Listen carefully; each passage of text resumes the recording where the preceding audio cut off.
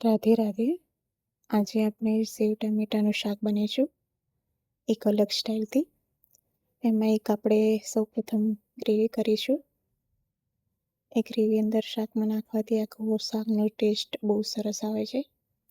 તો ચલો આપણે ચાલુ કરીએ આપણી રેસીપી. સૌપ્રથમ મેં અહીંયા ટામેટાને ઝીણા સમારી લીધા છે.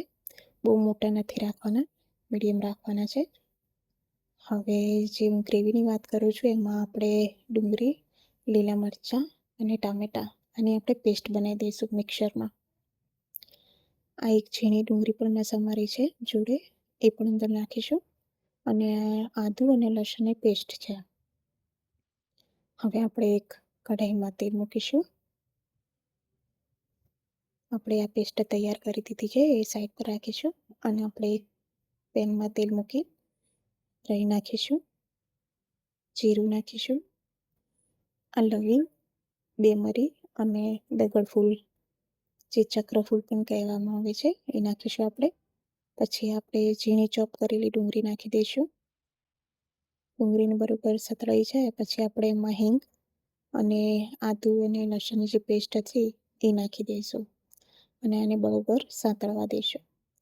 ડુંગળી ગોલ્ડન થઈ જાય ત્યાં સુધી સાંતળવાની છે. પછી આપણે એમાં જે આપણે ગ્રેવી બનાવી હતી એ નાખી દઈશું. હવે આને ગ્રેવીને પણ આપણે સરસ ચડવા દઈશું. જો ગ્રેવી આપણી ચડવાઈ છે, તેલ છૂટી રહ્યું છે. હવે આપણે એમાં મસાલા કરીશું. મેં લાલ મરચું નાખ્યું છે, હળદર, ધાણા જીરું પાવડર, મીઠું અને ગરમ મસાલો.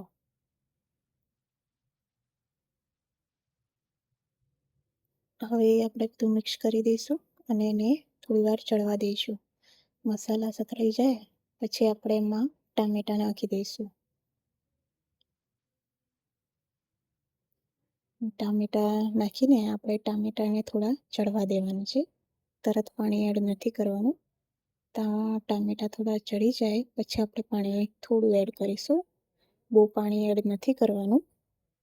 તમે જોઈ શકો છો આપણા ટામેટાં ચડવાયા છે.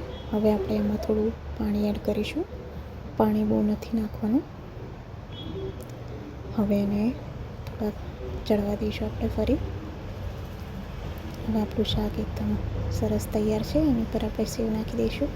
તમે અંદર પણ નાખી શકો છો, પણ હું ઉપરથી નાખીએ છીએ અમે લોકો. અને આ પરોઠા જોડે શાક બહુ સરસ લાગે છે.